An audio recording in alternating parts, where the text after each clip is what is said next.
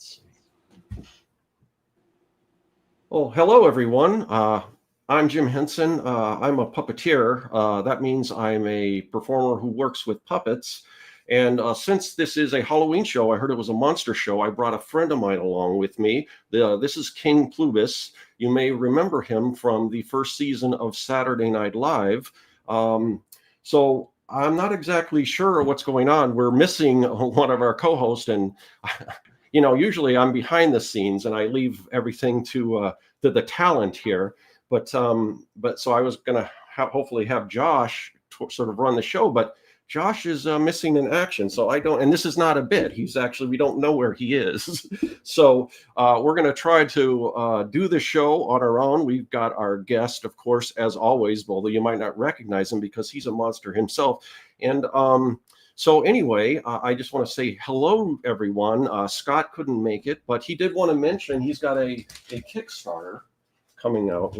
This is actually the final, I think, 24 hours right now for his Kickstarter for It Came from the Fridge, and these are gross holiday theme, not holiday. There are holiday theme, actually. There are some actual Halloween stickers in here, but they're kind of like Garbage Pail Kids, those type of things that you might remember from the 90s.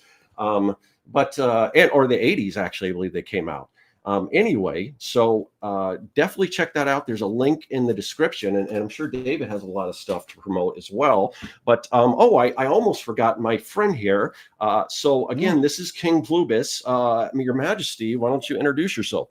Oh, geez, Jim, you're taking forever. I mean, this is only a 90-minute show here we got. This guy's over here burning up under that mask, and you're just wandering on about this and that and all this stuff, Kickstarters and the whatnots. But anyway, so I'm King Plubis. I am the ruler of the land of Gorch. Master of pretty much all I survey, which it's not too exciting. It's a bunch of swampland and sinkholes and tar pits and stuff like that. So nothing too exciting. But anyway, they couldn't really bring out the big guns. Kermit unfortunately couldn't. Fozzie, Kermit and all those other guys. I guess Fozzie's not actually a Jim Henson Muppet. He's more a Frank Oz. But anyway, you got me. All right. So but it is Halloween, and I guess we're talking about monsters. So Jim decided to bring me out of the file cabinet that I've been in for the past 50 years. And kind of get this thing going. So without any further delay, no Josh, so we're going to go straight to David. David, how are you and what are you up to? Oh, I'm doing fine. I got a million things always going on. In stores now is the comic book Kraken from Titan Press. We also got a cool Mike Mignola cover version there, but that's in comic stores now. I gotta pick one of those up. And I just finished my Kickstarter for the Monster Drive-In, and I literally just got the first batch of books in the mail 20 minutes ago, and this is kind of a dream project of mine, so thank you everyone who backed that. And I'm going to take this mask off. Hold on real quick. Well, it's a luxury I don't have. This is kind of the face I was born with, so, Yeah, I can't breathe. Well, yeah, you got to breathe, so, go ahead and hopefully you're a little more comfortable. Now, I see you got some friends in the background there. You bring those out. I assume you bring those out just for Halloween, and that's it, right? Yeah, sure. Yeah, nope, those are up all the time. Yeah, that's what I heard. I heard you're kind of a character. Speaking of characters, not of the Muppet variety of characters, of course, but yes, I do not have a hand inside me puppeting me. What? At least I hope not. Yeah, I should hope not too. It's not as comfortable as you might think. For some people, maybe. But awesome. Geez. Well, Jim, I'm a big fan of yours. Well, so thank you for having me on. Well, thank you. And it's great to kind of be on here and do these live streams. This is something that in my time wasn't really a thing. So it's kind of interesting where technology takes us and And Yeah. so yeah, it's pretty fantastic. So, but like I said, I'm usually the one behind the scenes. I kind of wish Josh was here, but we did want to talk about, and that's the reason why I brought my friend King Plubis with me, is we wanted to talk a little bit about monsters. And you wouldn't believe how heavy these things get holding up. So it might, from time to time, he might take a little break and come down here, and he might pop back up again. But That's Yeah, totally I'm just fine. gonna. I think I dropped something down here, so let me see what's going on. All right. so yeah, Jim, Jim. I'm Jim. I'm sorry. Yes, Jim.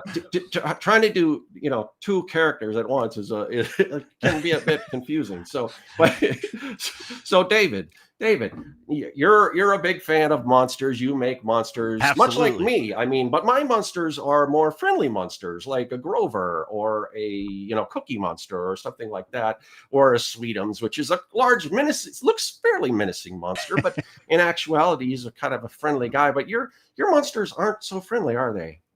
Well, I mean, I guess they could be friendly. They don't necessarily look friendly, Oh, okay. but I think they could be friendly. Well, that's good to hear, because I think that's one of the reasons why, when we were creating Sesame Street, that we didn't want kids to be afraid of monsters. So we decided, why not make some of our monsters friendly? And instead of kids being afraid of the monster under the bed, well, maybe the monster under the bed is friendly. So yeah. Yeah, I would love to see these guys on Sesame Street. Oh yeah, me too. Yeah, if there's any job openings on Sesame Street, though, please let me know. I could use the work. So, right. Oh, sorry. Where was that? All right. Even the puppet industry is struggling right now. Yeah, well, definitely things seem to be hard all the way around, but we're going to try to bring up the cheer people up, and yeah, so we want to talk a little bit about, now we may have covered some of this ground before, but just to reintroduce for anyone who's not familiar with you, David, what are some of the what are some of the inspirations that kind of got you into the whole idea, or the whole business of making monsters? Well, I mean, there's been a ton of influence, comic books being probably number one, which was my parents buying me big boxes of comics when I was a kid. And, the boxes we got, it had, superhero stuff in it. But for some reason, I was really drawn to the kind of the horror, like the 70s DC horror books, like House of Mystery. And but then there was other things like Chamber of Horrors. And I don't know, I really got into that horror aspect, but it was the monsters themselves that I liked the most, because I was drawing as a kid, and I would create my own creatures and stuff. And I know I always found that fascinating. But probably my number one monster is Frankenstein's monster, which is human, or at least parts of, he's pretty much human, just maybe not all the same pieces at the same time. But the thing I always loved about him was he was a very emotional, like it wasn't his fault that he was made into what he was. Right? I think that's good. It's not always the monster's fault. We get blamed for a lot of stuff. Yeah. But I love sympathetic monsters. Yeah, and King Kong too is another one. Yeah. He's a big fella there. But so David, as far as Frankenstein, I hear it's getting a little resurgence, and that Guillermo del Toro has a new Frankenstein movie coming out. And I know that you've done a lot of work with Netflix, and Guillermo has some deals with Netflix, and it's going to be actually on Netflix. I wanted to see it in the theater. I didn't get a chance to, but did you get to see it on the big screen? I did not. Oh, I did not. Me neither. Yeah, I was hoping to, but I was unfortunately working. Yeah.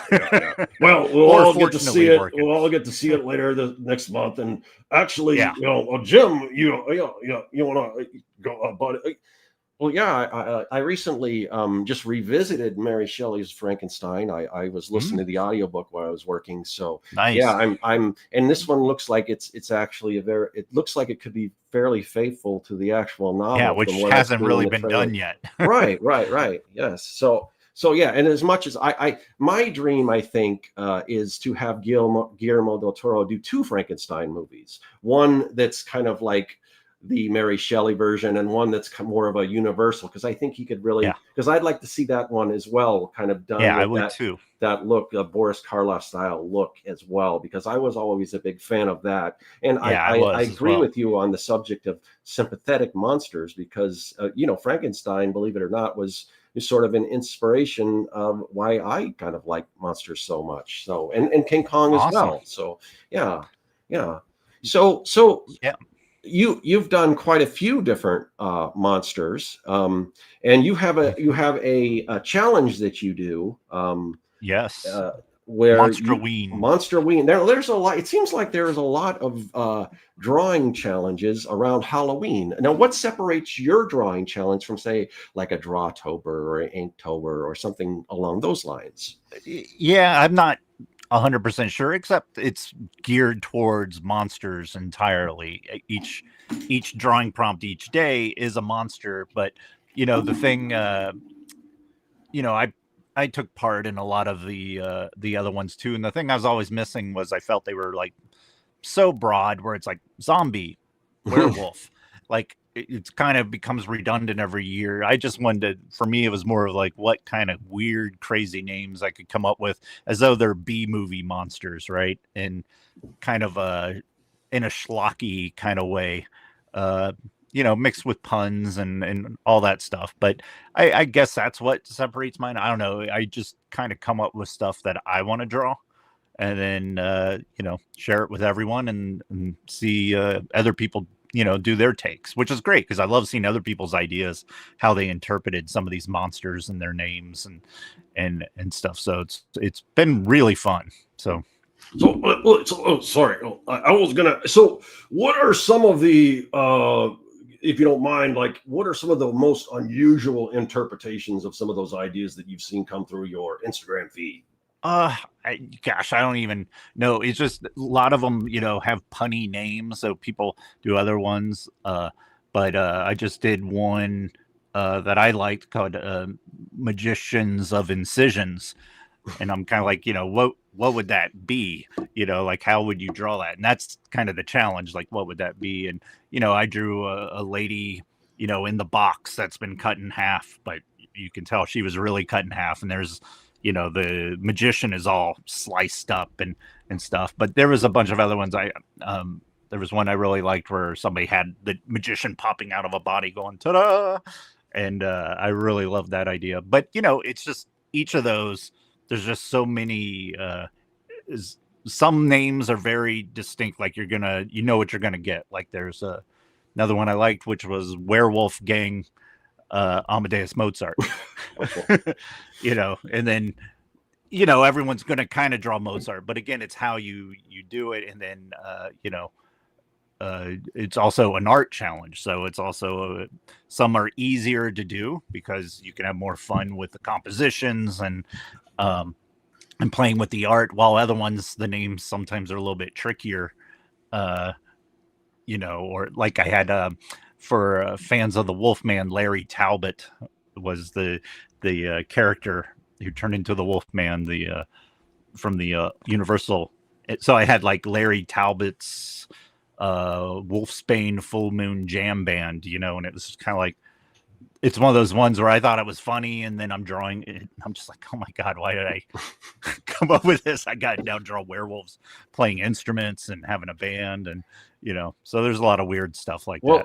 Yeah, and I think that Scott and Josh kind of joke about the fact that you're a fairly fast artist. So while you're pumping these out, every day, I would imagine. Do you have a lot of people that actually can keep up with your pace doing these challenges? Yeah. Really? There's actually been quite a handful of people who come back every year and just surprise me with how much they can crank out. And some of them are traditional artists. It's not just like I'm a digital artist, and I can draw this stuff in bed. But there's other people doing traditional, and I doubt they're laying in bed doing pen and ink. But if they are, even more congratulations. But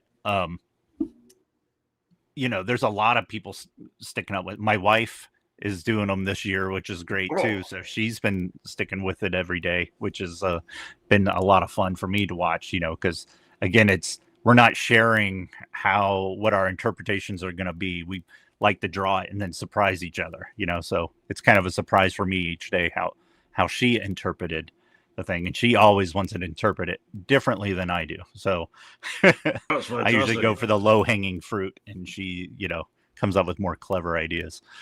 Yeah, that's good. Yeah, my wife and I, we actually created the Muppets together, and we are business partners and working with each other for a long time as well. So that's Nice. Fantastic to keep it all in the family there. And my children continue to take on and create new creatures and things and carry on my legacy. So that's really nice. So yeah, I don't really, me personally, I don't have any. I got my wife. Yeah, I mean. Queen Pluto, she's not. Well, I'll just leave it right there. All right, and then my only son Scrat. He's not Scrat. That's my son. I'm getting my Muppets confused, but Wiz. He's kind of he's kind of like a hippie guy, like this guy, but this guy's not into like all the stuff that goes with the hippie stuff, if you know what I'm saying there. But anyway, so. Next, let's see. What I thought I was going to say something, but we do have some. We can bring up some of your images, and maybe we can talk about some of you talked about some already. So hold on, I'm going to go down here and flip some switches and see if I can get this thing to work. So let's see what we got here. All right, so. This is what it helps to have an extra person running the board behind the scenes. But I think if I click this switch, no, let's see. Yes, okay. There might be a little delay on YouTube. So I don't know if you are you watching on YouTube? Are you able to see that?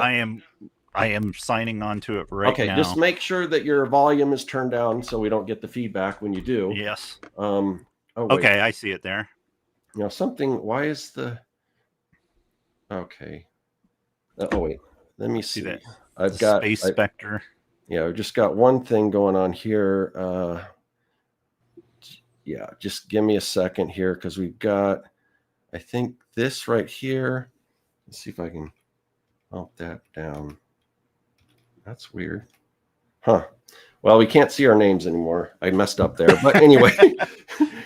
as long more of a challenge. That's part of the drawing challenge. Yeah, as long as you can see the artwork here. I'm not exactly sure why it's doing that, but so let's start off with and let's see if I can read this. So this, you might have to read them yourself, or just go ahead and tell me a little bit about it, and then we'll have some little commentary, I guess, and then you can talk about this one. Go ahead. Yeah, so I'm seeing the extraterrestrial space spectre. Yes, that was the first one. That was always kind of I just kind of come up with what I would think would be an easier one for the first day, let people kind of ease into it, and just I guess it's another take on Space Ghost, as though it was a real space ghost. But yeah, I just thought there might be some alien ghosts out there flying around scaring astronauts, and maybe that's some of the UFOs out there. They're just ghosts. Right.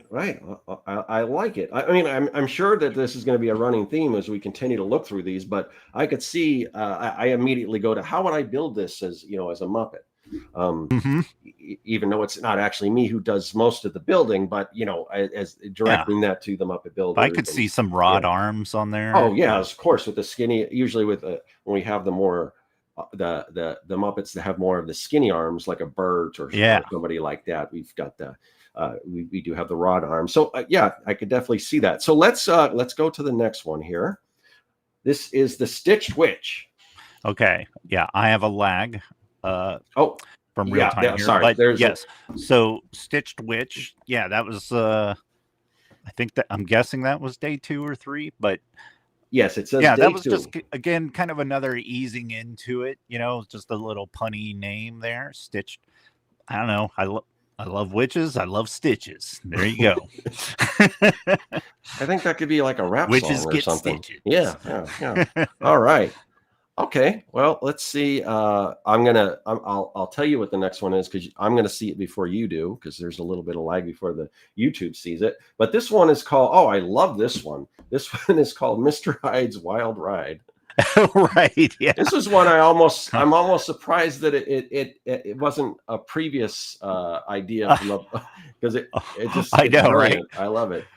Yeah, which is kind of a take on Mr. Toad's Wild Ride, at Disney and stuff. But yeah, Mr. Hyde, it kind of made sense and it rhymes, So yeah, but I just wanted to have fun drawing, this kind of crazy over the top guy, almost like a Ed Roth, Big Daddy Roth kind of guy driving a car, but it's in that time period, and that's when I started sneaking dogs. I've been looking at dogs lately, so I've kind of been sneaking them into a lot of these in the background and stuff. You'll see a lot of dogs. What I love about this one is the just that action. I mean, it's almost like I don't know if it's you'd see this a lot in like Alex Toth drawings and things, but anytime the car was in motion, it was practically off the road, just almost floating, like coming Right. over a cliff. So and Yeah. with the wheel falling off, even all the better. But I love that. It just Thank you, Jim. yes, it's fantastic. So I'll tell you kind of what the next one is. And let's see. The next one is let me see if I can read this. Hanged Horror Galloween. Okay. Yeah. Yeah. Hanged Horror of Galloween. Oh, that I was didn't just, see the out there. It was one of those things, I was just doing my stupid punny stuff, which is Halloween. And then it's like, oh, but Galloween. And I just thought it'd be fun. I'd never really seen like what would happen if you had a two-headed monster. How do you hang them? I don't, do they have two ropes? I mean, it made sense to me. But I kind of felt more bad for the other guys that are hanging with them, to be honest. But they're really up there high. Yeah, this guy looks like he might be able to kind of break through those ropes and go on a tear all his own. And that's really. It's interesting because I've created a few gags, Muppet gags where we've had two-headed monsters, bickering back and forth and things like that. So that kind of reminds me of that. So I'll go ahead and let's see what the next one is going to be. This one is day 4. Oh, I like this one. This one is Frankenmime. Oh yeah, Frankenmime. That one, I think my wife came up with that name. This year I've been letting my wife and daughter come up with some fun ones. So I think that was hers. Which I don't know, I liked. I like the fact. I mean, the Frankenstein's monster didn't really talk anyhow, at least at the beginning. So it kind of made sense that the job he would get is as a mime. He's really good at pretending he's in walls and afraid of fire. So he's a good emotional performer, I think. Hold on just one second. I did get word from Josh. So Josh is okay. Oh. That's okay. But it looks like the power went off in his house. So I'm not sure if it's still out. But let's see. Yeah, I hope mine doesn't go out. Are you having blackouts out there in California? No, we have high winds. Oh. There's high winds in the deserts. And I got a warning, too, that the power could go out. But we'll hopefully not. All right. Well, I'm not sure if the power is still out, but let me. Sorry, guys. This is our big show. We're having some technical difficulties, but hopefully you guys are all hanging in there with us. Let me just double check there. I got to find where that window was. Let's see. Oh, where'd it go? I can't. All right, I'm going to draw as we're talking. Yeah, Jim. Please do. Oh, I don't. Yeah, hold on. Oh, here. I think I can look at that. Hold on.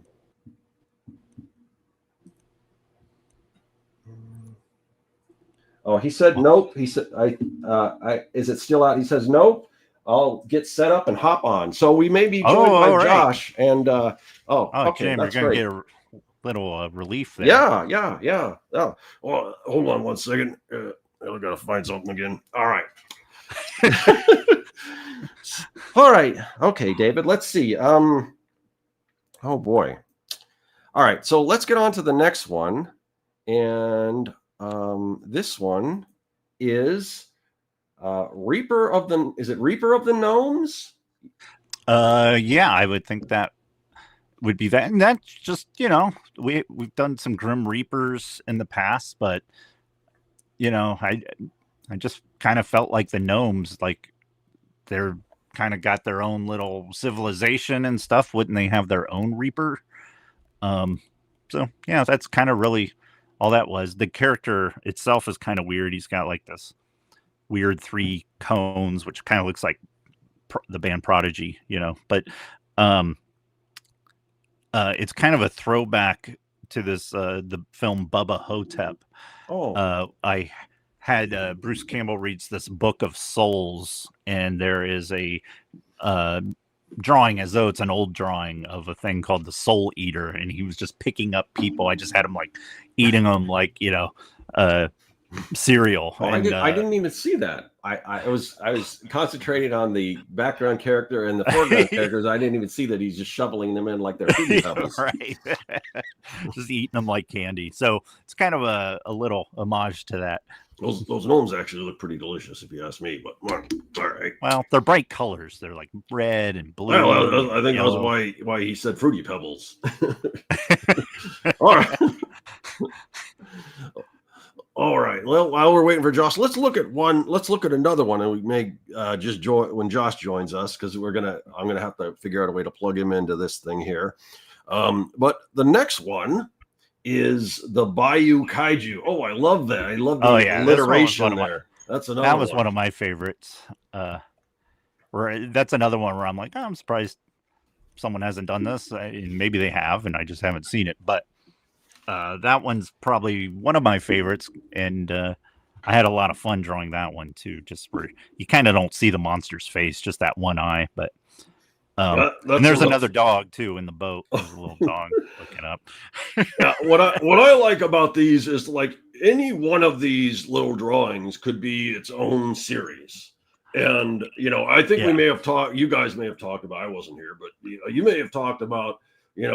Just all this is just fodder for like an anthology or something with some of these ideas. I've thought about doing some comic books of some of these, and definitely this might be one of them, just to pursue as these stories. And my comic I just did the Kickstarter for, it's got Monster Drive-In, which is kind of in the same vein, which are monster movies.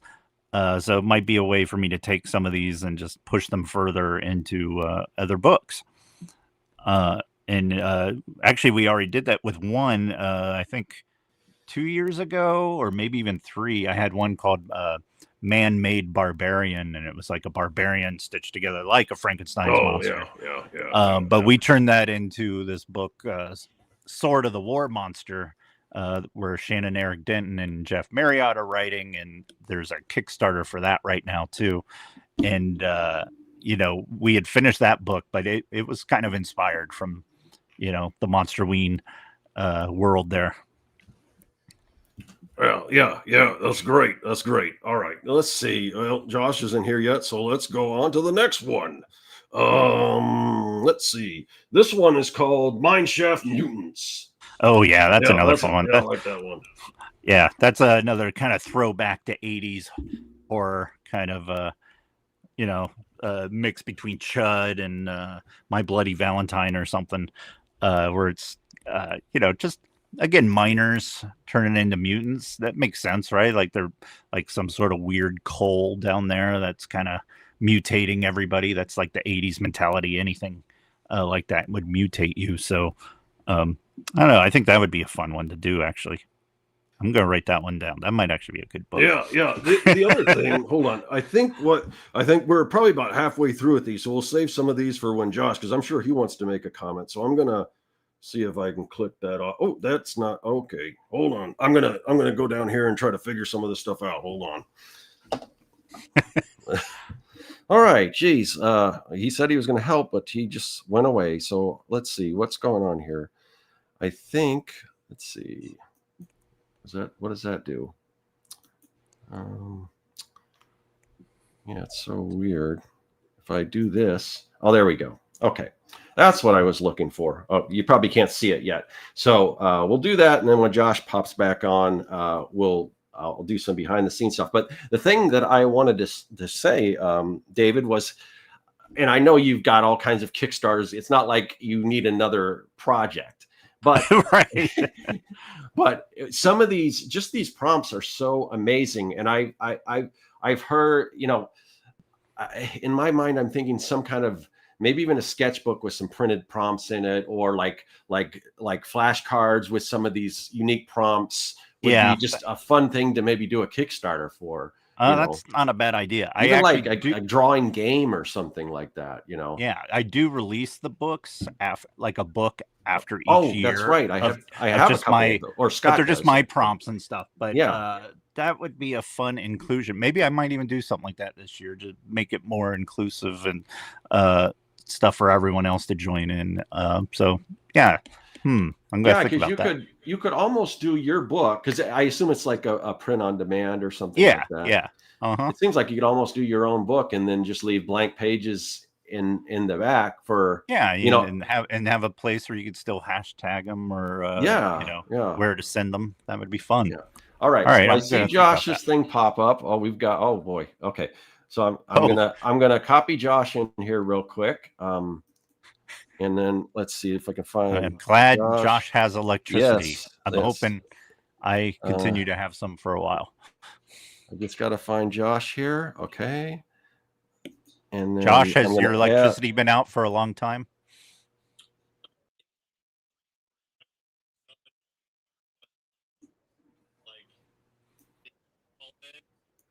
Right. It's like a hot dog. It was kind of funny. All right. Okay. So Josh should be appearing on the screen for, if you're not on if on YouTube hasn't seen it yet, but you should be popping up. So we should be good to go. So welcome, Josh. I'm sorry I didn't get a chance to introduce myself. I'm Jim Henson. I am a puppeteer. That means I'm a performer who works with puppets. I brought my friend King Plubus around because even though I've got many Muppet friends out there, but I heard this was a monster themed show. So I brought King Plubus, who hasn't really been in the limelight in a while. He was actually the star of the short-lived series on SNL, the first season of SNL called The Land of Gorch. So if you go back and watch some of those old episodes from the first season, you might remember that. So yeah. So Mr. Your Majesty, you want to introduce yourself to Josh? Hey, Josh, how's it going? Funny thing about that, we weren't treated so well on SNL. Most of the cast, they didn't really want us around. They called us mucking fuppets and all kinds of stuff like that. It was, the head writer was like, I won't write for felt and all of this nonsense. So yeah, it wasn't the best experience. And then after all that, what do you know? They threw us all in a filing cabinet and just left us in there for like 50 years. So luckily, Jim was nice enough to kind of let us out for this show because, he couldn't. Yeah, Kermit's a little too expensive for you guys. I mean, I'm the best you're gonna get. So yeah. That's amazing. I'm sorry, it was kind of a wiener move for me to be so late, so I have to apologize. And I am a huge fan of you, Mr. Henson. So I tried to tell Scott, but Josh, I don't know. I don't know where Scott is. Maybe they had a brownout too. I don't know. Yeah, well, he was there setting up, but he had to go. But I am hearing Are you hearing the little echo when Josh is talking? I don't know where that's coming from. Do you guys hear that? There might be an echo. Yeah. Let me look into it. Okay. I do not hear one. Okay. Well, maybe I do. Okay. It's coming from me. So yeah, I love the wiener joke. That's a little bit of a nod to, I think, Fozzie Bear. That's kind of humor Fozzie likes to do there. All right, so since you're,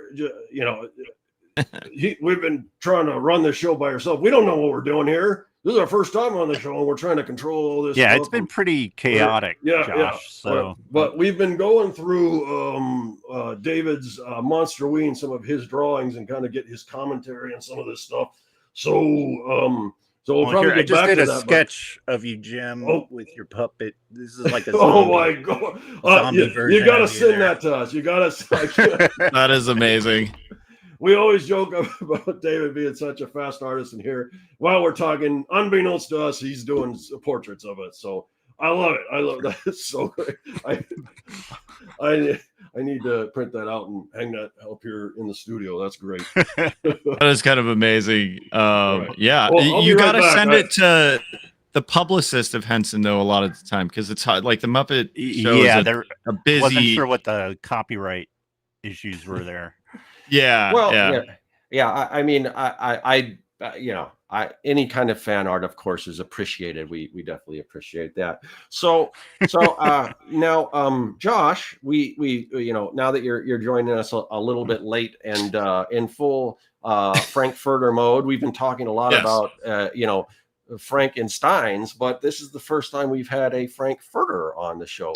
So yes, so welcome. So and I have to imagine you've already done a prompt of something like Frankenfurterstein or something like that. David, I don't know if I've actually made any hot dog jokes, to be honest. Oh, okay. Yeah, okay. I relish them a lot. Do you? I tell you, you and Fozzie would get along great. Okay, so let's see. I've kind of been ignoring the chat. Sorry, chat.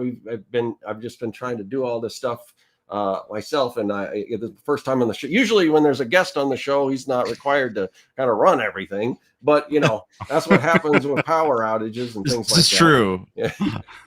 So Josh, if you don't mind kind of steering the conversation a little bit, and if you want, we can go back to some of David's stuff. We could talk about that, but I don't know if there's anything that you wanted to know or comment or talk about either to myself or King Plubis. Oh, there you go. Yeah, I mean, this is an honor having both King Plubis and you on the show. One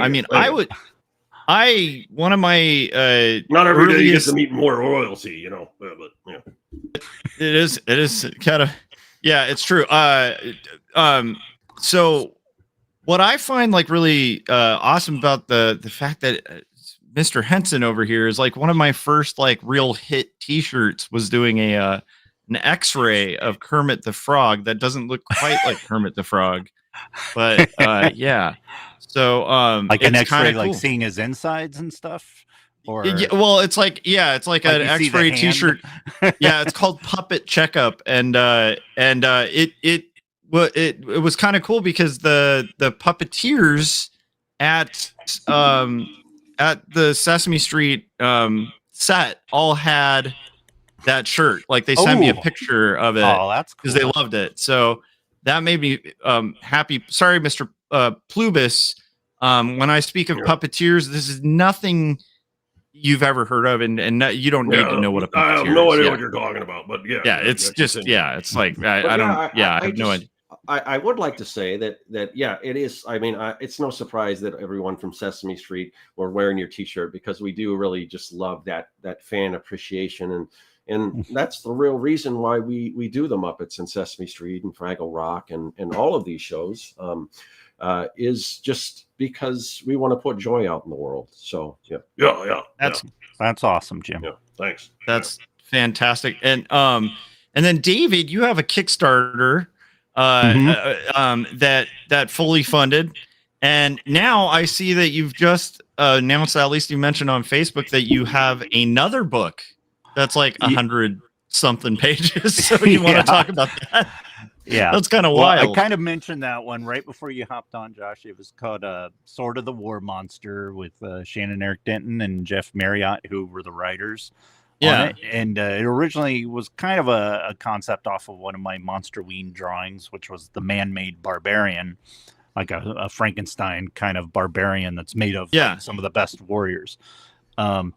It's not my personal Kickstarter. It's a Kickstarter done by Monster Forge, who is Shannon's company that I'm doing a lot of books for, including the Kraken book from Titan was part of the Monster Forge label. So this is kind of our second book that we have coming out, and we'll have a third one coming out early next year called Spectres. That's through Titan Comics. So now, I love it. Just so you know, I do draw fast, but I don't draw that fast. A lot of these have been done for a couple years and are just now starting to come out. So I draw fast, but not that fast.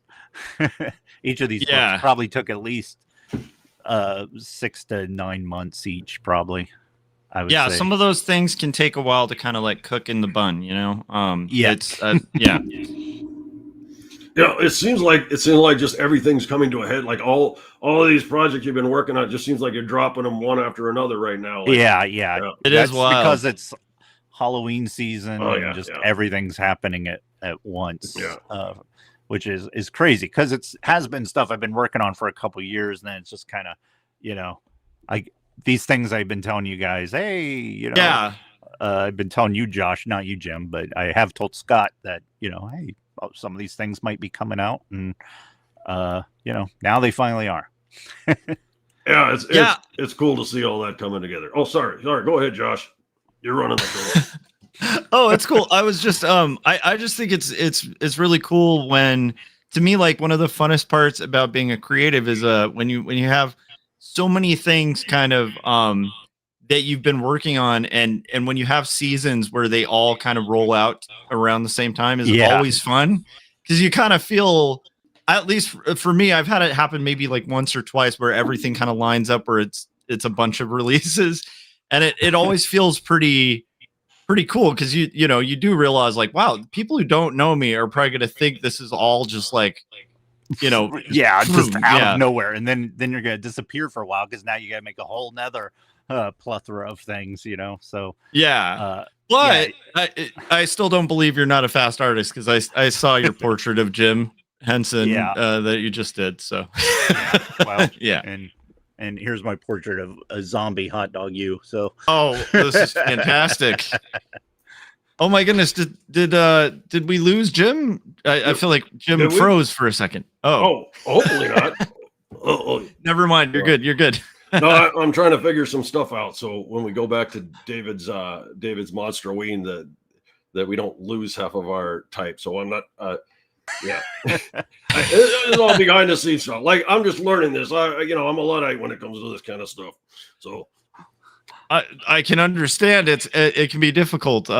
It can be difficult. So do you have a sizzle reel? Is that what you're playing here?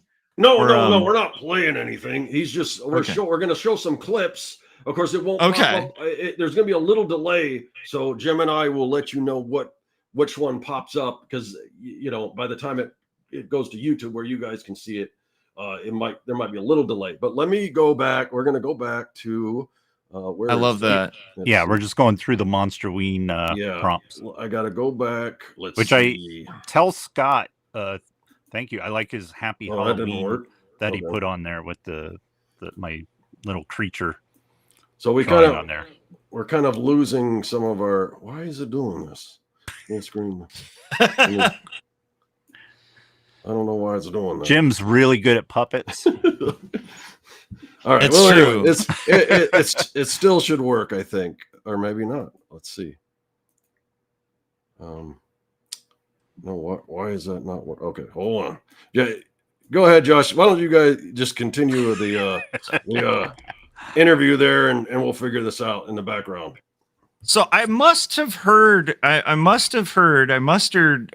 something about I'm stretching here. I must have heard something about your Monstroween.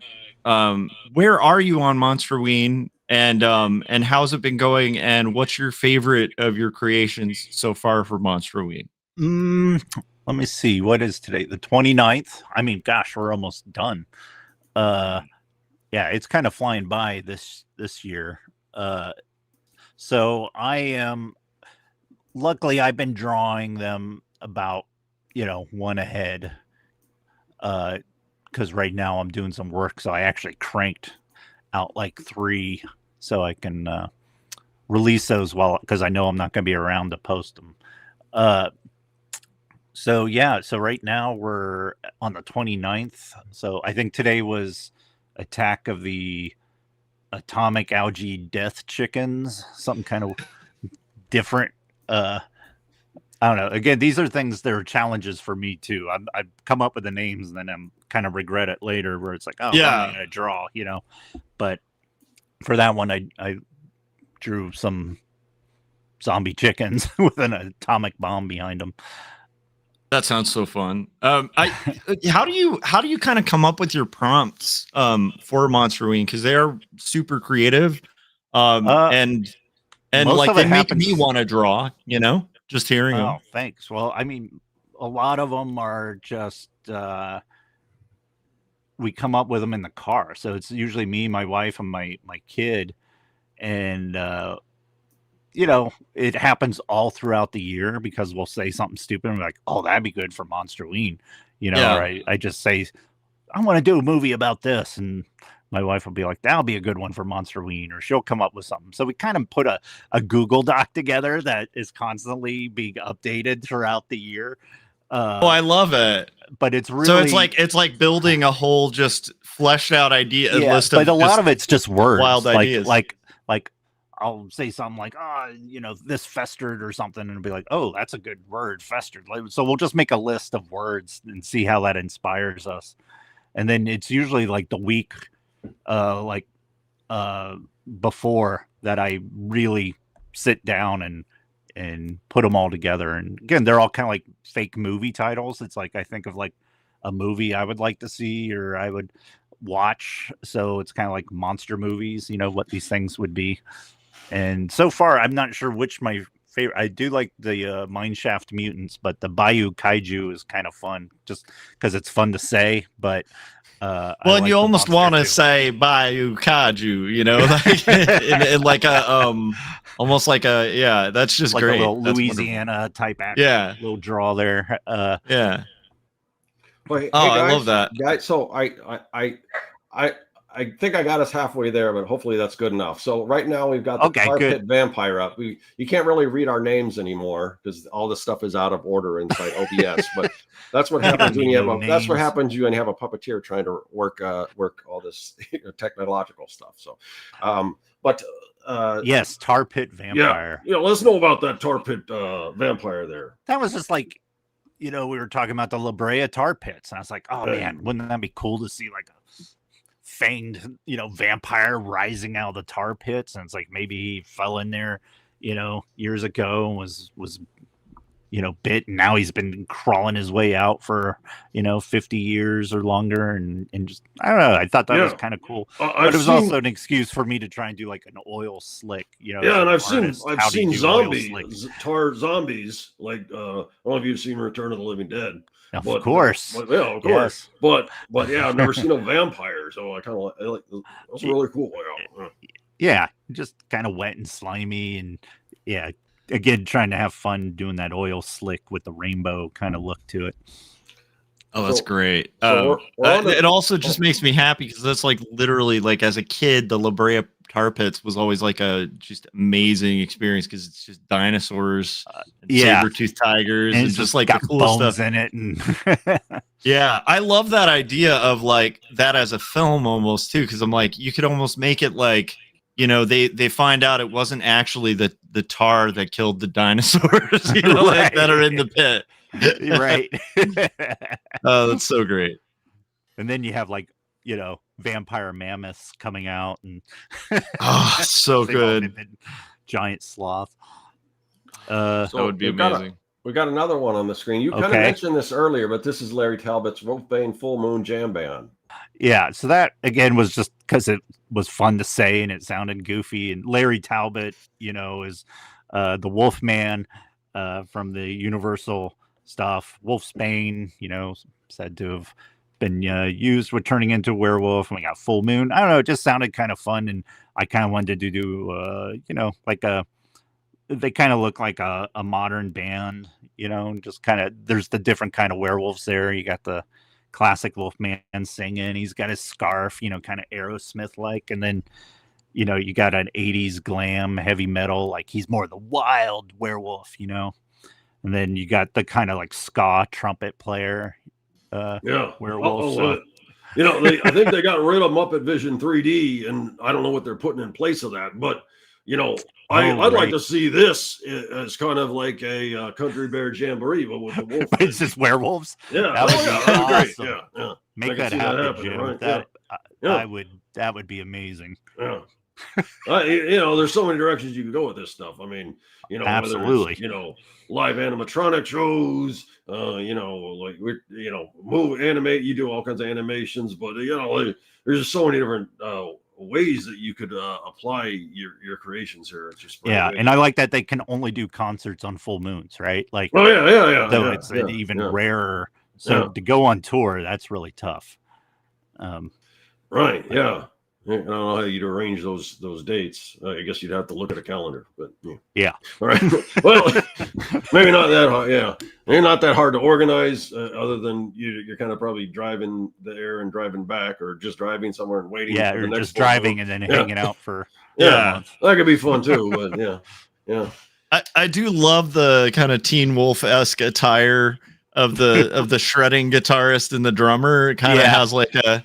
There's definitely like a great vibe to it. I love it. All right, let's switch over to the next one. So the next one, it should pop on a little bit, but this is Warded Wraith of the Wishing Well. Oh yeah, that was one from my wife, which we actually made a mistake. Warded Wraith we had actually done before, but I think it was from the first Monstroween, but the Wishing Well part's new. I guess my wife really likes Warded Wraiths, but this was just again one of these ones that are very kind of direct of what it is. So every now and then there'll be one that's very just to see how everyone takes it. So some are more obscure where you can kind of interpret different ways, and then there's other ones that are directly. It's this kind of monster with this kind of you know, it's got warts and it's from a wishing well, but you know, I have fun doing these because it's just like finding weird angles and stuff I wouldn't normally draw, like this weird 3/4 down view. That kind of stuff's kind of fun and challenging, and then coming up with the colors and everything. But I was pretty happy with this one. Yeah, I like this one a lot. This is, when I look at these, I kind of envision how they could be made into Muppets, and I could see doing this a similar way to the one we did the ghost in the Muppet Christmas Carol. You know, we had a female figure, the ghost of I believe was it Christmas Present? I'm trying to remember. But we did create something, you know, similar like this, and it was kind of a unique effect, and I could see that working for this as well. Yeah. So let's. That's one of my wife's favorite movies, Mr. Henson. That's one of her all-time. She'll watch that. Yeah, that was more my son was. That was a little after my time, but my son kind of carried on the tradition. All my kids really have carried on the tradition, and But that was, I believe, one of, you know, the first production. You know, but yeah, it was a fantastic show, a fantastic movie, and I'm really proud of the. You should be. Yeah. Yes. So let's. Okay. So this is one of my personal favorite monsters. This is the creature, but this is the creature from the Black Jacuzzi. Okay. Yes. Yeah. Right. So again, that's just the, you know, just coming up with a dumb location. Yeah. like, you know, I was looking at driving by houses and there was a jacuzzi, and I was like, why are they're always painted black? You know, it's kind of weird. I don't know. To me, that's always kind of weird. It's kind of gross in a way, but it's like, oh yeah, black jacuzzi. That is great. In there. Yeah, it reminds me of the there was this movie. I think it was a parody, but I'm not sure a parody of what. But it was called Saturday the 14th. And Oh I think yes, there was I love that movie. There was a Black Lagoon, I believe, monster that popped up out of the bathtub. Yeah. I love that monster. Yeah. Well, yeah, Creature is a classic monster. That's just one of my all-time favorite.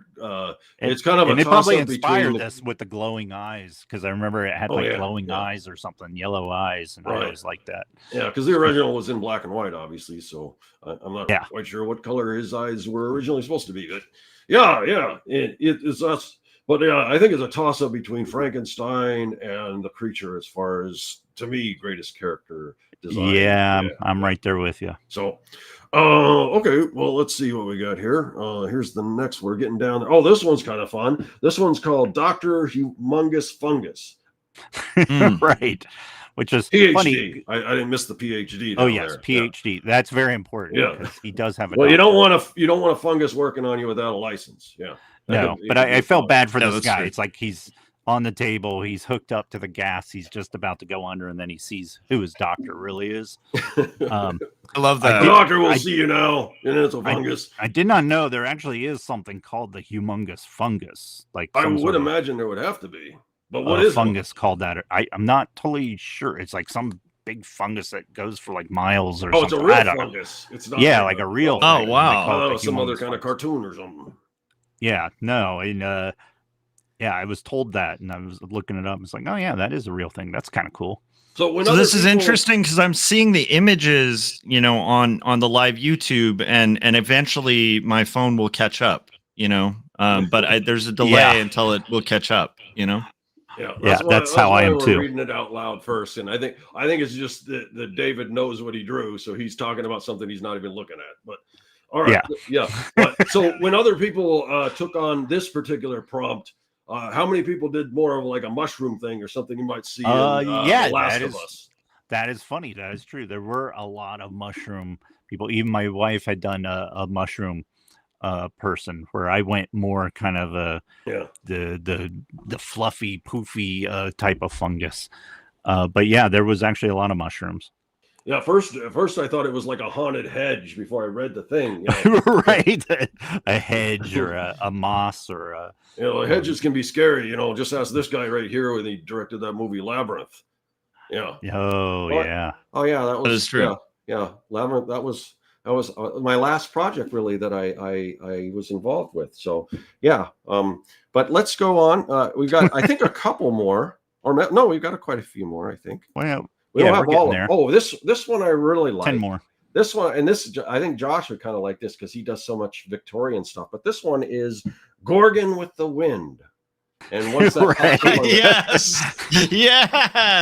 So once that pops up on the screen, you'll be able to see that. But this one was just again one of those kind of dumb pun words where then I'm like, how am I going to draw this? Like, So I went with more of a monstrous kind of Gorgon, but then there's kind of like the suitors back there and Terra, the building, it's all back there. So that's so great.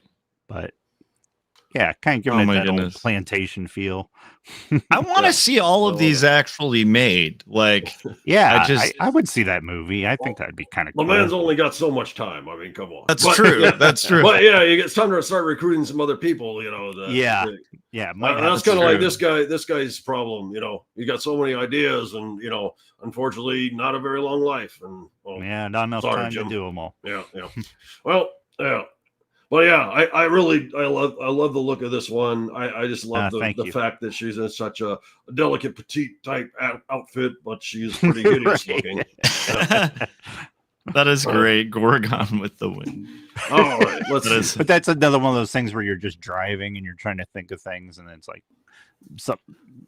Gone with the Wind gets brought up, and then you're like, oh, Gorgon with the Wind. Look, David, I totally get this because like a couple nights ago, I'm working on my comic, right? We're doing like a live stream, and this is the stupidest pun in the world that came to my mind because I misspoke, and so I was talking about Chrisware, and I said Swissware.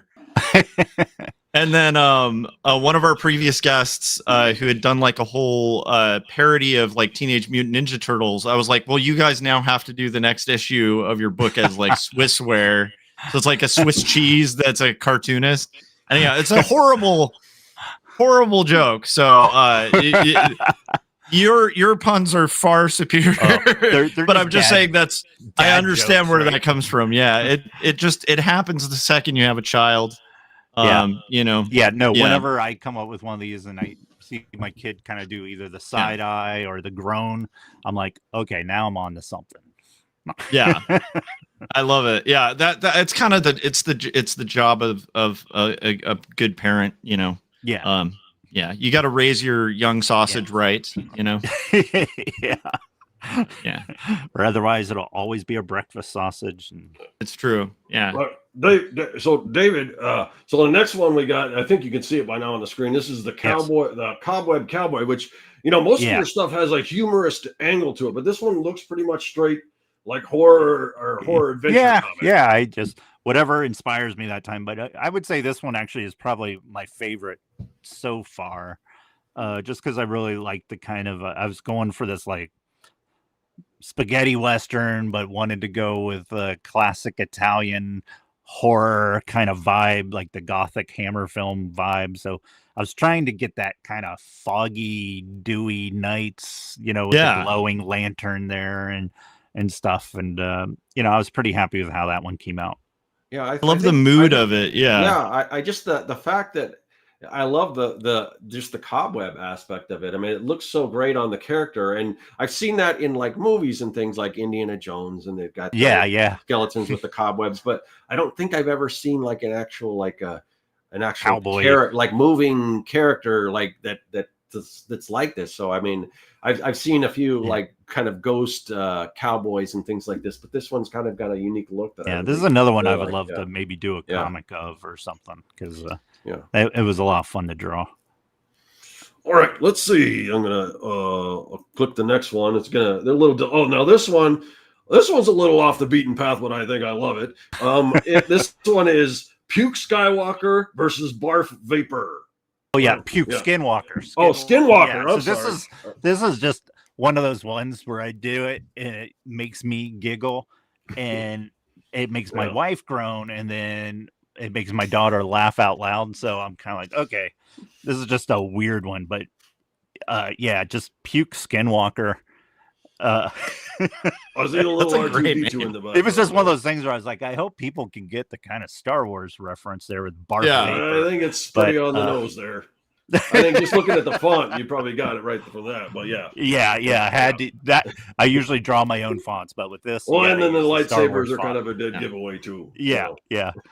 But I just like Barf Vapor. Like it's just a pile of puke, and the vapor of it is somehow sentient and holding the lightsaber. I don't know. It's kind of weird. And then you got a Skinwalker that's throwing up on itself. I don't know. It's just kind of weird, but I enjoyed it. Yeah, I think that one's working. I think most of these have a nice bun to them, but this one's not quite a bun, but it still works. You know what I mean? Yeah. Holy Fozzie, we're here. All right. But what this kind of it reminds me of reading sort of the Mad magazines, and when you read some of the parodies, some of the names, these could fit in right in there. There's probably like a Barf Vader, but not like a Barf Vapor. But yeah, these are great. Those are exactly the kind of names you expect in a Mad magazine parody. Yeah, I grew up with Mad magazine, so that makes actually a lot of sense.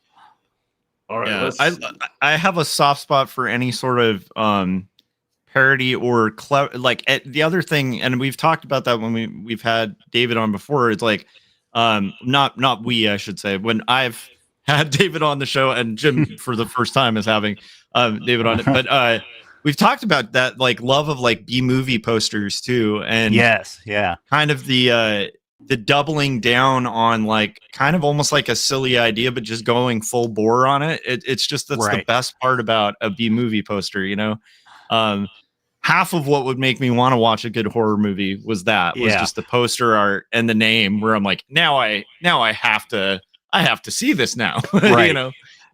And doing these as these challenges, as we put them out with the prompts, again, it's like it's just as much of a challenge for me as it is anyone else, because I'll come up with these names and then, like I said, kind of like either regret it later or just scratch my head like, why did I puke skinwalker and barf Mhm. vapor. Like, how am I going to draw this? It was funny when you're in the car, and with your family, and then it's like, then Well, when you're sitting there that's with the a pencil. challenge, Yeah, that's the Yeah. challenge part. Yeah.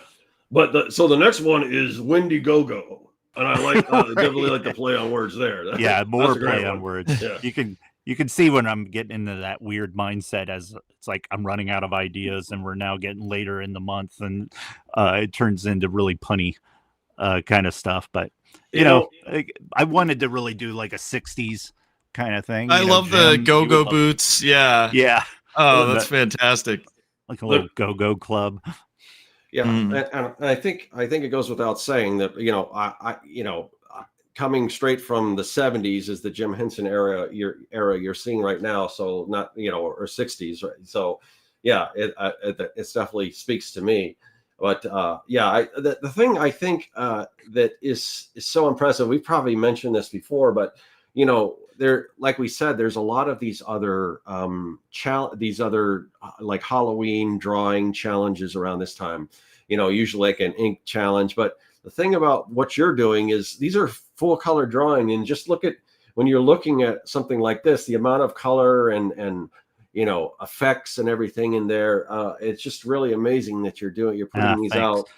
Once the very first year yeah. was not that. The first year looked like I did it in crayon, like I was using Right. a real thick digital brush and drawing them really fast. And then I kind of wasn't proud of them at the end as a whole. Like, again, this is the social media part of me, but it's like, oh yeah, well, the next 30 drawings that people are going to scroll through when they look at your feed are going to be these ones they're not up to the same par as the others. So I really kind of pushed myself to like devote the time to these, because that first year I was doing them, but I would knock them out in like 40 minutes, and then I would work on other fun stuff. But now I'm kind of making this the fun stuff where I'll spend a couple hours on one, and just do the full color and stuff. But it's still pretty sloppy and quickly done, but just to get the idea across. I personally think it's really nicely spread out. Like I really do like the spread. Yeah.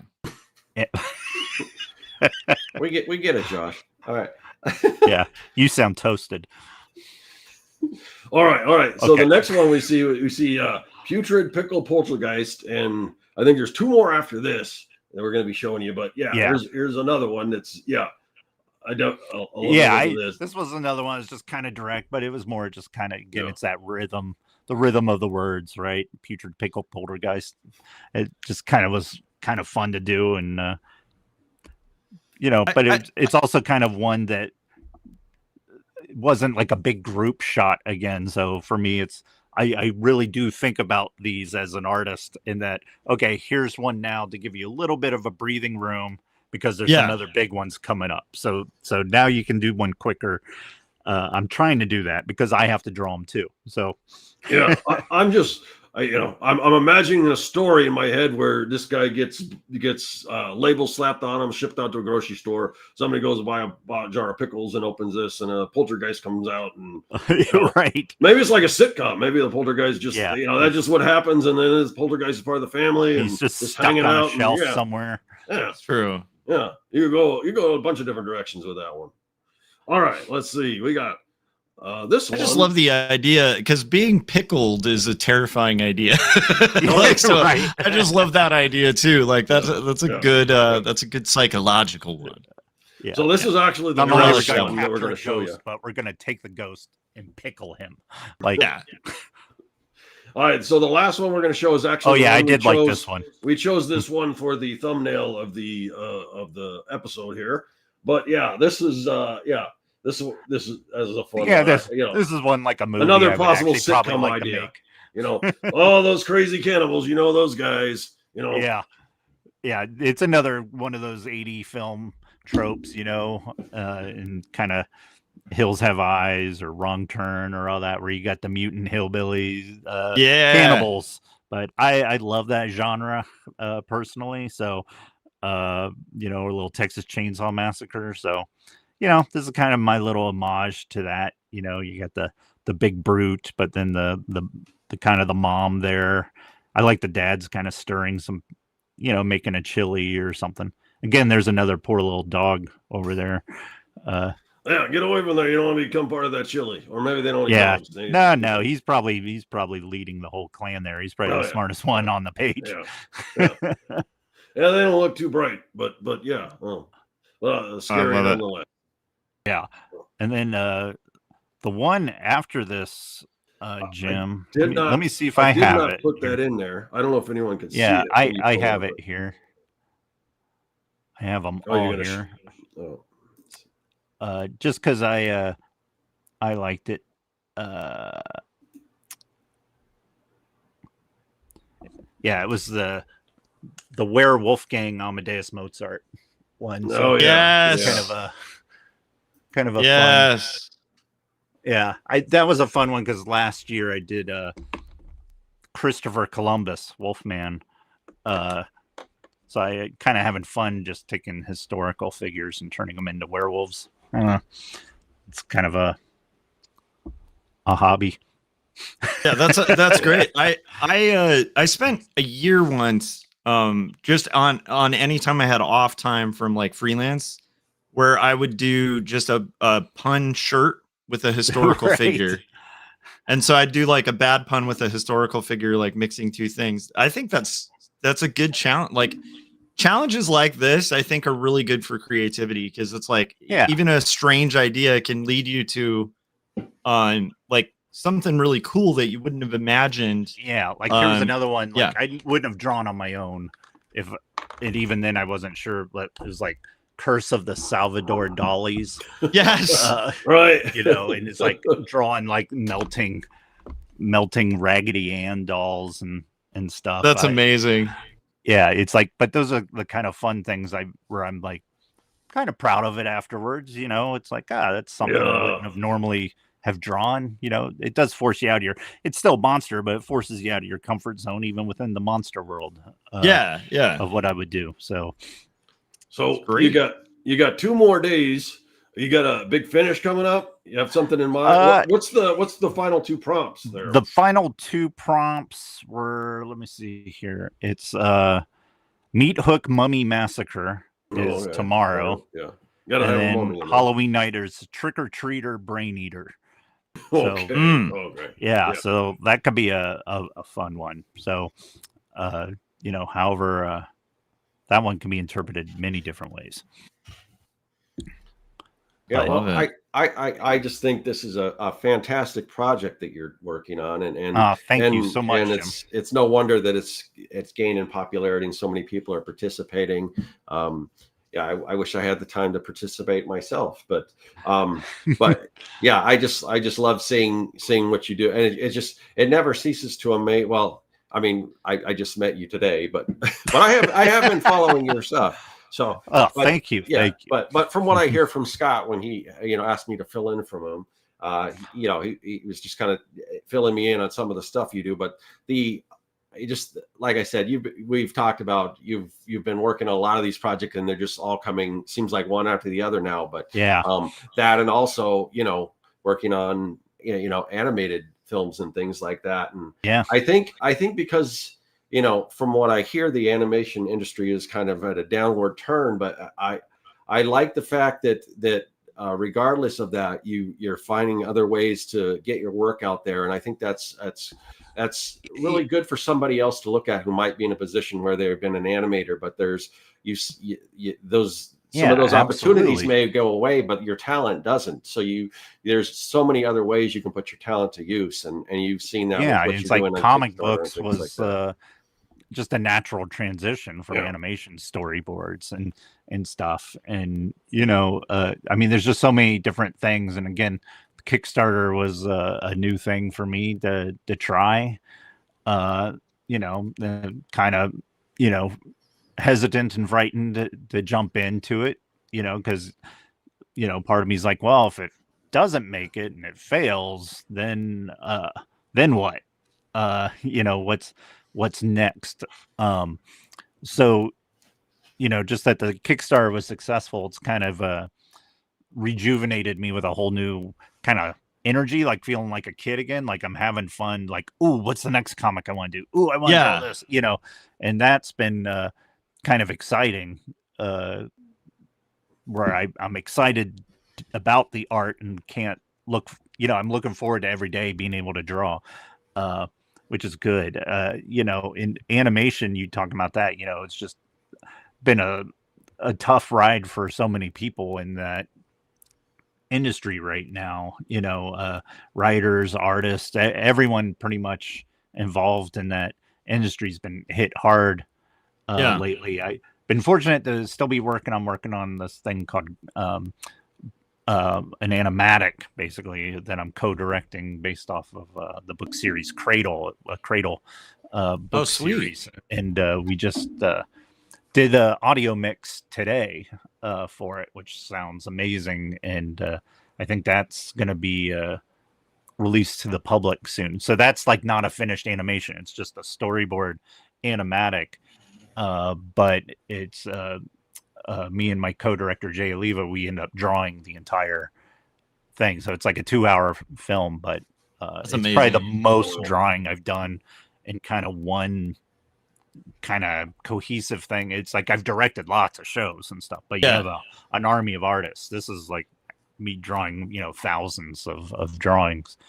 So, and it's those kind of jobs that force you to draw faster. So it's, it teaches you to like reach a level where you're just like, I don't care anymore. I'm going on to the next drawing.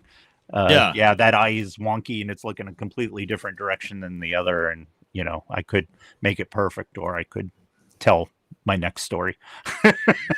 Maybe that's the wrong attitude. I don't know. No, I don't know. I don't know if this project has to do with monsters, but that's the good thing about monsters is a wonky eye and it gives it a little Kinda character. works. Yeah. It has that pug-like quality, like one.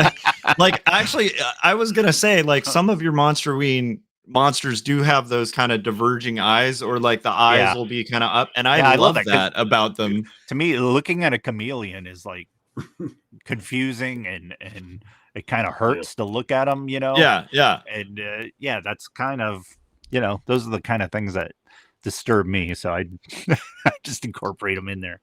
I just love it so much. I was kind of second guessing that I made Kermit a frog. Maybe he should have been a chameleon. I think you got something there. But no, we all love Kermit. We do. Maybe you do another. Maybe Kermit's got a friend or something. You make a chameleon. Wow. Okay. Wow. This is Well, it's great getting to know you, David, and seeing all you as well. Yeah. I was getting to know anyone. Like I said, I've been hanging out in a file cabinet in the back of 30 Rock for about 50 years now. So wow, that kind of sucks. Yeah, it's not fun, but it's good to be out, even if it's just these little Halloween shows. I don't then know. You go back in. They put you back in there. I hope not. I'm gonna. I tell no one. I'm gonna make a run for it. Yeah. All right.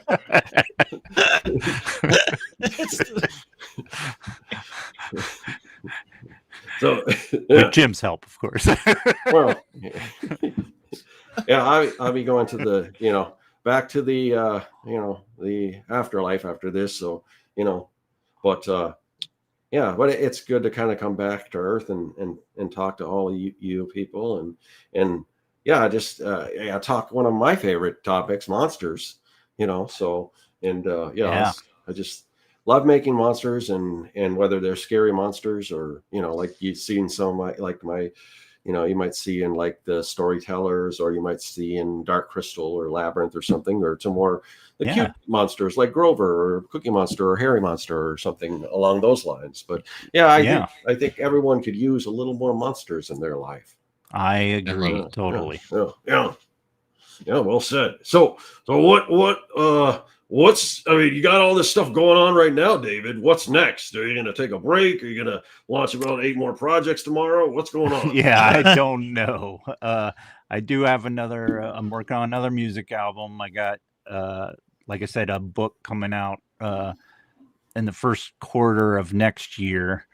I am working on my next Monster Drive-In book that I want to do. I've started on that one. So there's a ton of things on the horizon. I got a million things in the fire. You just need one to hit, and I'm pitching some shows and some movie ideas and stuff. Who knows, if someone wants to take a chance or not, you just don't know. But it's one of those things where you just gotta plow through and hopefully someone sees it and it's enough to get you to the next thing. But I love that always got a ton approach. going on. I love that approach too. And I think the coolest thing, David, I've always liked about your work too, is the fact that you enjoy drawing so much. I that, do. That part of kind of the process of being a creative is like, I think the fun part for you is like to just be piled with too much to draw, like is kind of like that seems almost like your natural state, which is cool. I complain about it and it drives me nuts, but I do like to just sit there and do it. It's almost like busy work in a way, right? Like, or you get those things where you can kind of zone out and just get sucked into the world you're in, and I mean that's totally what it's about. I love it. I have a question that's kind of selfish because on Friday I'm teaching an art class with with a whole bunch of kids, and for Friday we're taking a break from learning about 2-point perspective to draw monsters. So that's gonna be fun. Yeah, what would you like if you were talking to a younger artist who it might be their first time drawing a monster? What would be your top tips for making a successful monster? Try and you could talk about asymmetry. I love it. That's something that makes things different than other things. Another thing I like to talk about with character design and stuff is a strong silhouette. If your character was it's just all black and you don't see any of those details, does it still kind of tell a story? Does it have a hunchback? Does it have 2 heads, 1 head, wings? You can kind of do that. And, I think as a younger artist, those would be 2 of the things that would kind of get my wheels turning and maybe make you think a little bit different than what you're used to drawing. I love it. That's great. Speaking of, idea generation, we talked a little bit before about other things that you could do to maybe, make gamify, Monster. Yes.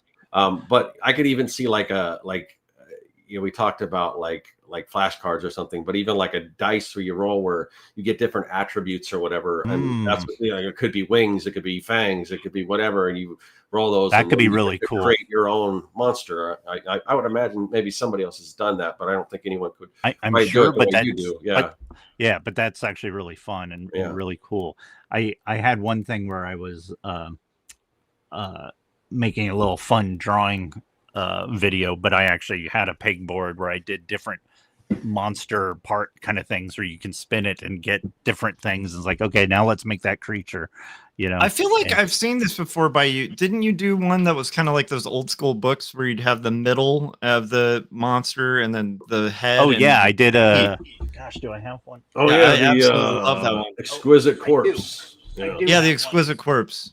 I just absolutely adore that. This one called 10,000 Zombies. Oh yeah, the best. See if I can get it to focus. But it's a flip book.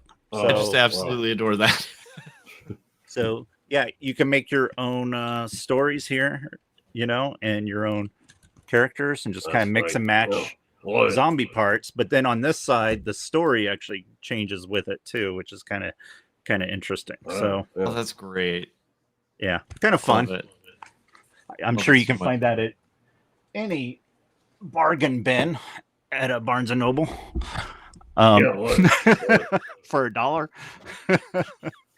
Along with most books, it's okay. I know. It's what happens. That's where we all span. It just that naturally goes to the bargain bin. I love it. Of course, Mr. Henson has never had anything go to the bargain bin. Never. It's all gold. I've had a few books that go out of print and people are searching for them, but unfortunately they don't seem to wind up in the bargain bin. They seem to go up in price. They go on eBay. Yeah, but I'm sure there's Muppet books and things like that you Yeah. know. Well, Yeah. I mean, notoriously a tale of sand, right? When it was never yeah. realized until after the. It's on the bookshelf up here. Yeah. That was It never got to be a movie, but it got to be a fantastic book. So yeah, one of the most beautifully done comics I've ever seen. Yeah. Maybe time to bring back Land of Gorch. Tap into some of that. Give me. Kind of struggling here, guys. Just because they call me king doesn't mean I'm rolling in jewels and stuff. I mean, it look like anything. It's all it's no secret. It's all cubic zirconia. But yeah. Oh, yeah. There's there's so many. Monsters are great, and I'm proud to be one myself. And and it's kind of like. Halloween's kind of like time to appreciate the monsters a little bit here. Sure. We don't always get that kind of accolades. So it's good that everyone's thinking about us at this time of year, and it's Monster Appreciation Month. Yeah, that's true. Yeah. You guys, if you're watching, reach out to your local monster, let them know that you appreciate them. Although there's some monsters you should stay away from. That's fair. Yeah, that's fair. I have the problem of I'm just a very desirable hot dog, and so I'm inevitably most people want to eat me. Especially in Chicago with the mustard. It's a dangerous. But are you territory. A boiled hot dog, or are you? Yeah, that was a brutal process. Yeah, I believe I was boiled. Yeah, so it was kind of hard to remember because it was just so brutally hot and painful. Are you? Sorry, forget who I'm.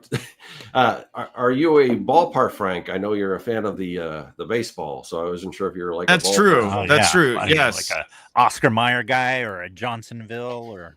Probably more on the Dodger dog, classic kind of tip there. But after last night's performance, I haven't been able to catch up with how we did today. But I don't know how I'm doing as a hot dog.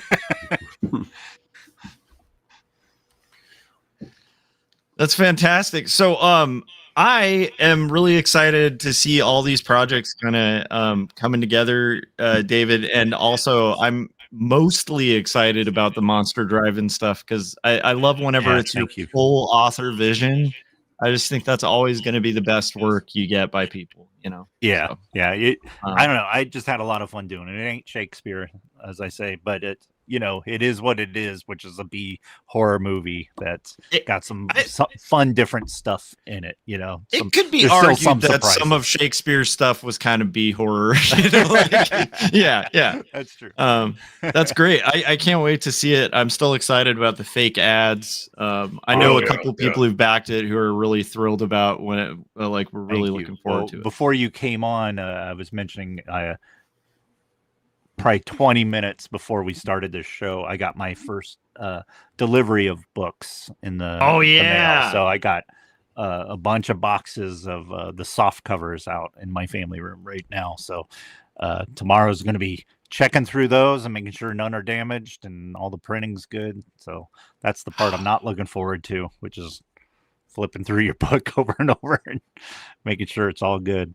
Yeah. I love the fact that we're not gonna have to wait. I mean, as fast as you are an artist, you're also seems like you're being pretty prompt and getting ready to send those rewards. Yeah. I made sure I was all ready to go even before we launch the Kickstarter. I wanted to have all the files ready. So I got all the add-ons are already in, and already started assembling sticker packs. I made little packs of stickers, but they're in the plastic with a nice cardboard topper, so cool and stuff. So, and it's just me and my wife and my kid. We're just all I'm not using a service. I personally want to hand do them all anyhow. I don't know. I'm having a lot of fun and taking pride in just packaging these things, and there's a little extra surprises for everybody in their packages too. So it's gonna be fun.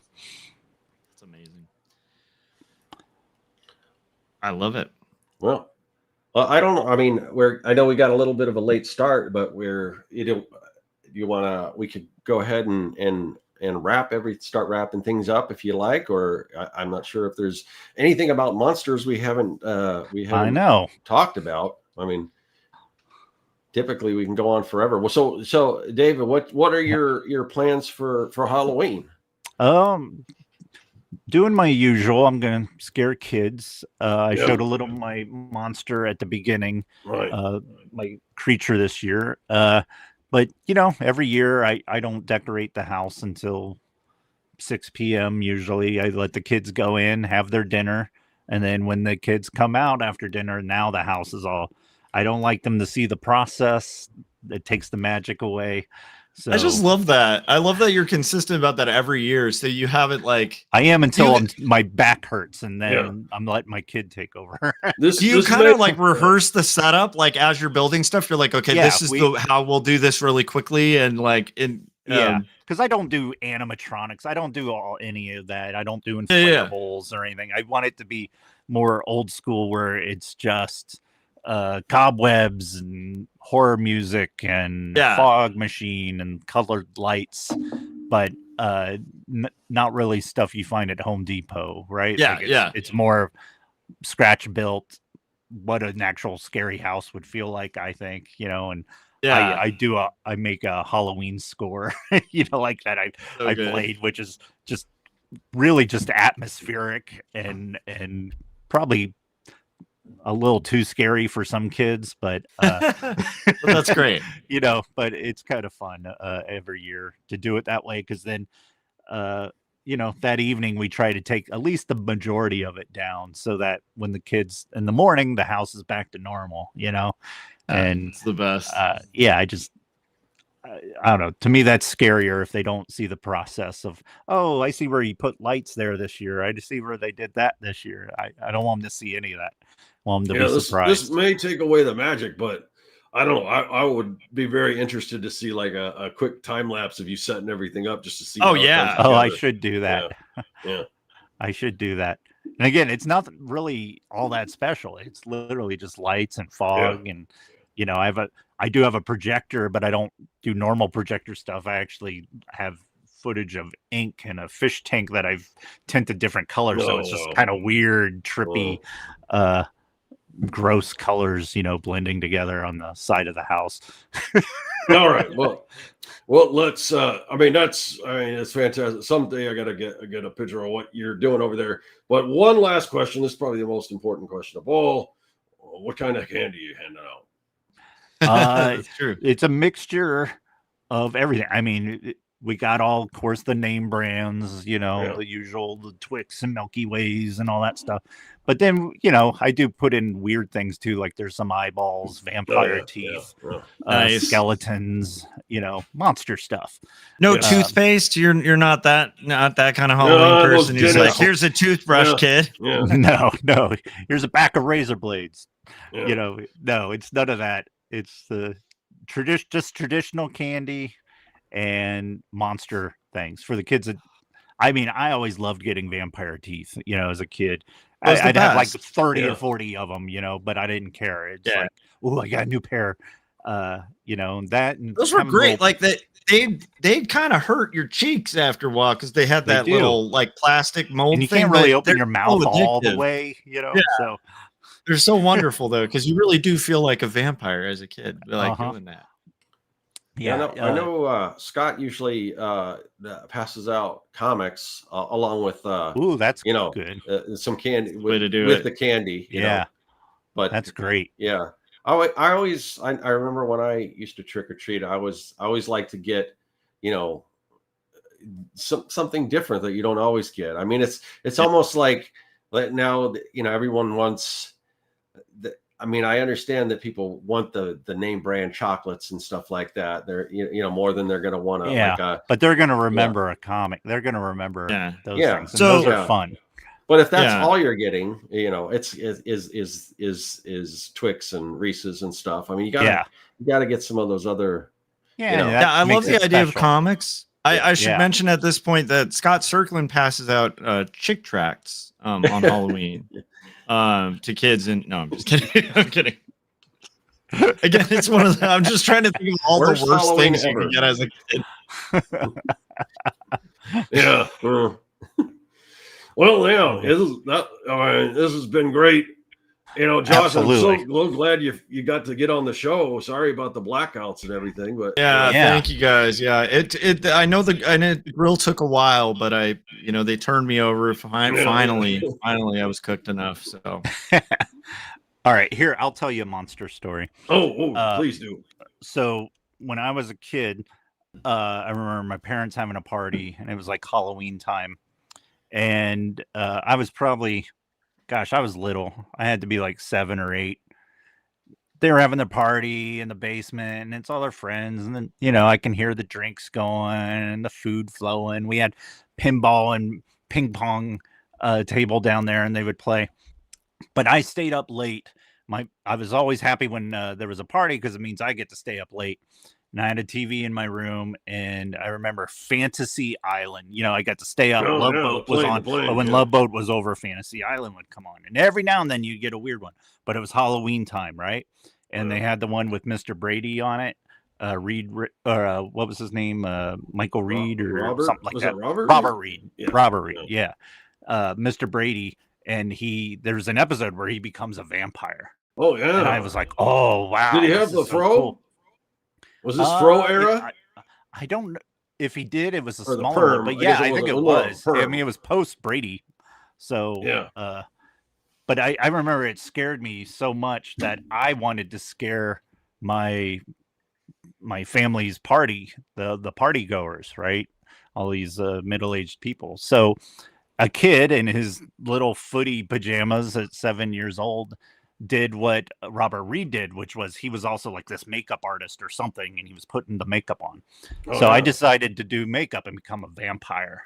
Nothing scarier than a vampire with a perm. No, but what is scarier is not having the materials to do it, except for a plate full of sour cream or the French onion dip and Ruffles potato chips. So I made little fangs out of the Ruffles, I'd break the Ruffles and stick them on, and I just wiped my entire face with French onion dip to have a white face. And I just remember, I thought I was probably going to be the scariest thing. And I can just imagine my parents are all having their party and drinking, and turn around, there's this kid in footy pajamas. So I'm just going, blah, blah, blah.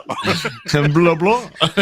That's great. So yeah, that's one of those, Halloween-esque, but it's monster related. I would say I might have to draw that next Monstroween, the French onion dip vampire. I do feel like chips are a really good vampire tooth too, because like there were those bugle chips that always made really good vampire teeth. Yeah.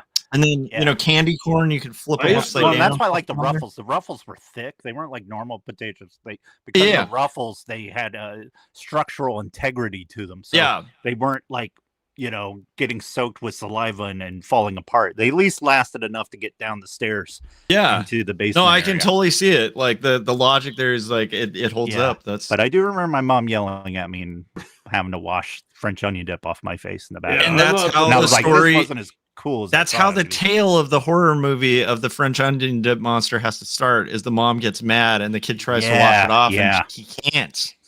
Yeah. Now he's cursed as the French onion dip, Oh, that'd be good. And now it's like, modern day, and there's a French onion dip shortage. They don't know why, and it's because this guy's buying it all and wearing it all, put this on. He's like, I am the vampire, but he's French onion dip. See, it writes itself.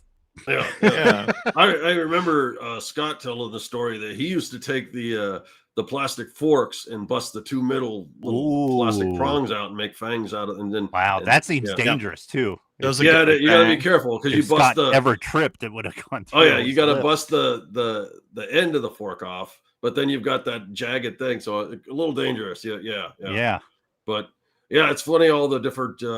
Well, I mean, what when you think about it, I mean, Lon Chaney, didn't he like put like sticks in his eyes and all that kind of stuff to make the makeup and stuff that he did? Yeah, tape all over the place. Yeah. Wow, but you can see even with the simple ingredients of like the French onion dip, you can see the imagination there. And now look, with a little more resources, look at the kind of stuff that you're able to build now. So yeah, that's true. Yeah. But That's why when I hear David say, my Halloween, my haunted mansion Halloween kind of thing isn't a big deal. It's like, I have a feeling for you, David, not a big deal is pretty well produced and awesome. So yeah. If you have guys a look at formula just now, the but- collection of heads behind David, that might give you an Yeah. idea. Well, you could do a lot with lighting and fog, right? That's the best. Yeah. That's what makes it scary for me. And So- I like the idea that you're almost making the house that, like, when I was a kid, there was always like one or two people who would get a reputation of having this, like, you don't go through that horror maze. And not in a bad way. It was just like, it would take some courage to like walk through there, because you're like, we you've get a heard lot of little stories. kids. There's a lot of And little that's the kids best. where we have our age range, like me and my daughter, like we know when to turn it on, right? Yeah. And when to dial it way back. So there are little kids that get scared just from the costume. Yeah. I'm right then I'm the sympathetic monster. Come Yeah, in, I'm not 100%. so scary. Hold my hand. I'll walk you to the candy. It's that kind of stuff. Let them have fun with the monsters. Yeah. But let me tell you, the teenagers that think they can, I'm going to fight you. Oh, those are the guys. I love it when my You're making it your daughter- mission. one of my proudest dad moments was I heard my daughter, she was a teen at the time, a young teen, but she made a grown boy cry. And, there was just a single tear going down my cheek where I'm just like, I did it. It's like, this is how Dr. Frankenstein felt. It's alive. It's so great. I love that so much. Good times. Well, those are fantastic stories, David. It is always a pleasure, especially on Halloween, to have you on. Thank you, Jim. Pleasure to That's meet why you. it's a tradition whenever you come on. I say it's always a pleasure. It's for me, it's the first time, but from what these guys have been telling me, that it's just always amazing to have you on. So it's good to get to know you. And Jim, what do you think? Yeah. Well, yeah. I mean, I really, it's just good to meet other creatives and while you may approach making monsters from a different way that I do, but I think there's still a kindred spirit there. Absolutely. So yeah, thank you for all you do to just put stuff out the world for people to enjoy and people to fear and all those different emotions that you get from creating the work that you do. So yes, and of course, I'm sure we'll have you on before another year. You've got so many projects coming up that anytime you have something to promote, I'm sure you're welcome back here. But definitely, again, hopefully next Halloween we'll keep this up. I won't be here. Somebody else will probably be here again. Although I think from what I understand, Scott told me he's running out of impersonations. Like maybe we'll have impersonations. Well, I didn't know he had it in him. I didn't know he did I that. don't know what he meant by that really, but that's what he said. But maybe have some return guests that have been on before or something like that. We don't know, or who knows? It's a year from now, so you never know. It's always surprising to me too. I would just really like to get all those guests at once, Josh. Yeah, that would be a feat. That would be a feat. How can we get all these guys? I do love that idea. Yeah, I think we might have to split the cams to do that, but I think that could be possible. Yeah. Well, the good thing is today you got a 2-for-1. You got me and Jim, so yeah, that's true. Best of both worlds. But yeah, this has been a fantastic show. I want to thank everyone in the chat, for just pretty much talking amongst yourself. Sorry for all the technical difficulties. Sorry we didn't address you, but there's just a lot of stuff going on here, and unfortunately Josh wasn't there to help, but we're glad that he was able to show up. Yes. And I would have felt, I'm sure Josh would have felt real bad if he would have missed the Halloween show. So I'm glad he got a chance 100%. to be there even though it was late. And so yeah, I don't know. We gotta. I'm gonna hand it back over to Josh because he kind of does his rounds. I mean, even though Scott's supposed to be here hosting, but you want to, Josh, you want to? Well, let's start. I'll do it. I'll do it. Okay, so or Jim, you want to do? Sure, I'll do it. Here, I want to take a break. You think I lost something down here?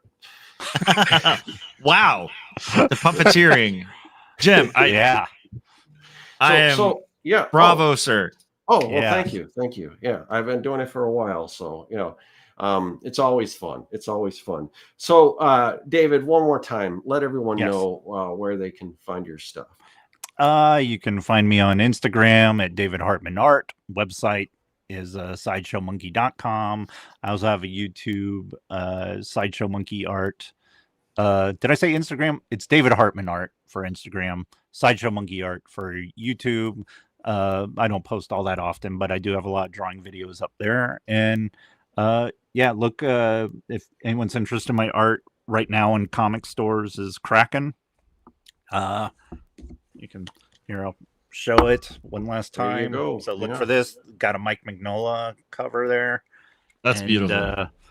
that one's in shops right now, so get it while supplies last. That's amazing. That must have felt so good to get a Mignola cover. I mean, that's like, Yeah. how cool is that? It's the whole I'm not worthy, but thank you so much. Thank you, Mike. I love it. Yeah. I guess am I up next? Is that what's sure. going on, Jim? Yeah, Okay. Josh, you're up next. Okay, so I in light of this, I just wanted to condiment you all for showing up in the chats, and I appreciate you guys, and happy Halloween to everybody. Yes, happy Halloween. Have fun. If you want to imagine something funny tonight, imagine a guy checking the circuit breakers in a hot dog costume today, because that happened. I don't know if the neighbors saw, but that's pretty funny. Anyhow, other than that, check out Jacob's Apartment, 2 stories, and check out, stay tuned on Spotify, because I actually just completed song 10 for my next solo album. Ooh. And I'm really excited. I'm going to try to kind of assemble that all this weekend, because it's all mastered and ready to go. So Wow. I'm pretty excited. So this weekend I should be probably launching something. So make sure you're following Joshua Kemble on Spotify and music streaming platforms if you want to check out a new rock album. Maybe after Halloween. Awesome. Just, you need to chill, listen to some rock and roll. Yeah. All right. Yeah, fantastic. So, okay, Jim, take it away. So yeah, I want to thank David for coming on the show. I want to thank everyone in the chat. I do, since I'm filling in for Scott, I just want to let everyone know one last time. Tomorrow is the final day for It Came from the Fridge on Kickstarter. Wax packs, just like you remember from the 80s and 90s, like Garbage Pail Kids, or even 70s if you go back to the wacky packages. But all 70s, 80s, 90s, super nostalgic. Scott's the bubble gum. It also has, because it is refrigerator themed, they have magnets in here, some funny magnets, and just go check them out. They're super fun, and you're not going to have to wait a long time. If you back this, they're going to be shipping out fairly soon. So yeah, go check that out. I did see that, and Scott, thanks you for that. Awesome. We definitely appreciate that, and They also look thank so you amazing. thank you for letting other people know about the campaign. Absolutely. I saw that They look in amazing. one of your updates. You let people know. So it's great to be back. I do understand that there is a mailing, not a mailing list. What do you call it? Just a newsletter, I guess. But the only thing that the newsletter has one purpose and one purpose only, and that is just to let you guys know about this show, the Artcasters, because it switches back and forth from Josh's channel to Scott's channel.